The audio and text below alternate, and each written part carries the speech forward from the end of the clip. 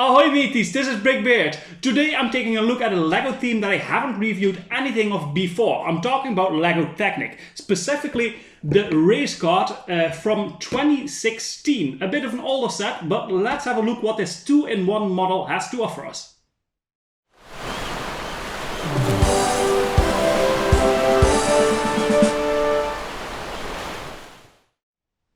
Here is the complete package with the A model being built. So this is a 2-in-1 set. That means we get 2 instruction manuals and 2 different models that you can make with the same bricks. I did do a speed build video of both of these models, so be sure to check them out here. But for now I have only the A model here in front of me, but I will be reviewing both of the sets, both of the models in this same video. So why does LEGO Technic seem to be a bit of a theme that I'm not very focused on? That's mainly because I love building Technic sets, and I used to do them a lot until like 5-6 years ago, I think, because I love the technical aspect of it and how intriguing and sometimes difficult the builds can be. I really enjoy that. But on the other hand, LEGO Technic is not really that nice to display, at least with what I have in mind in my display room. So that's why I shifted away from LEGO Technic. That doesn't mean that I did pick up some sets along the way, like this one that has been sitting in a box for 5 years, waiting for this moment to be built. So if I found a good deal on LEGO Technic, I would usually still get it, and that's where this little set comes from.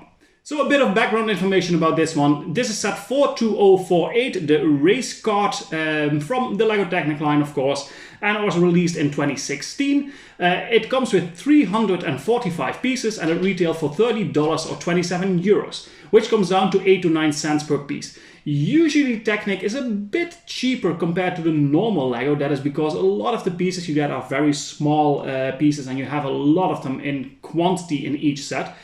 So that tends to put the price per piece ratio lower.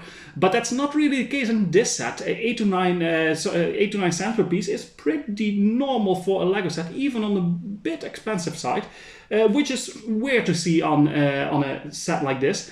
But again, as I told you, I picked this up on a good deal, which made this worth it absolutely. Let's first take a look at what this thing has to offer. So I'm going to start with the B model, so we work our way backwards. The B model actually in functionalities, it's very basic. The only real thing that you can do with this one is you can use the steering wheel to move the wheels of the kart around. And you have a little piston in the motor that is going upside down when you drive this. Other than that, there are not a lot of functionalities in the B model. So this is mainly for the display. So it is a bit of a different. It's a track kart, as they call it. A bit of a different build, but because a lot of the same pieces are used, it resembles the main model still, although it is absolutely in a different scale than the A model is. You can see that in the seat, for instance. In the A model, the seat is very big, definitely not minifigure size. And in the B model, the chair is a lot smaller, maybe could even fit a minifigure or at least a bit larger than a minifigure. But the scale is very clearly different in the two. Then on to the A model. So the A model, of course, this is what the set is based upon, has a bit more functionality. Still, for a small set like this, you can't expect a lot of functionalities, but still better than a B model. So what do we have? Of course, we have a steering wheel that can make the kart move to the left and to the right. Just like in the B model, we have the little piston in the motor in the back here that moves up and down when you move the kart. And there is a little lever on the side of the chair that you can move up and down.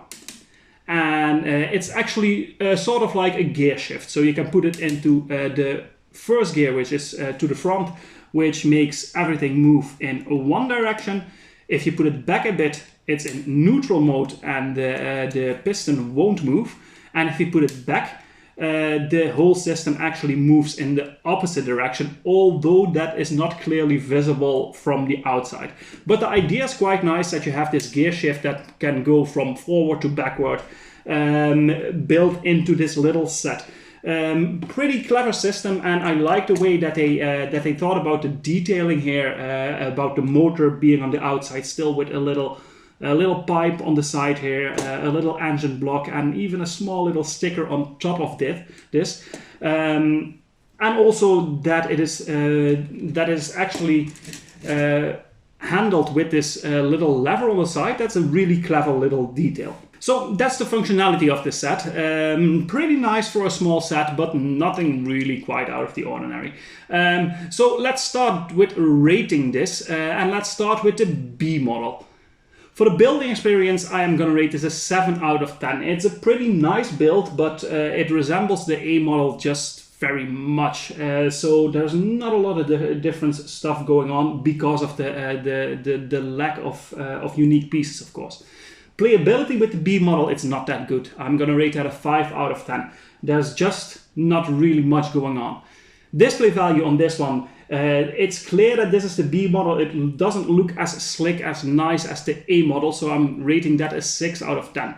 The parts, this is going to be the same for the A and the B model, is going to be a 5 out of 10. There's not a lot of unique stuff going on here, except for the purple banners here that we see, that we get 4 of in total. Those are unique to this set, and other than that, the rest is all pretty common LEGO Technic stuff.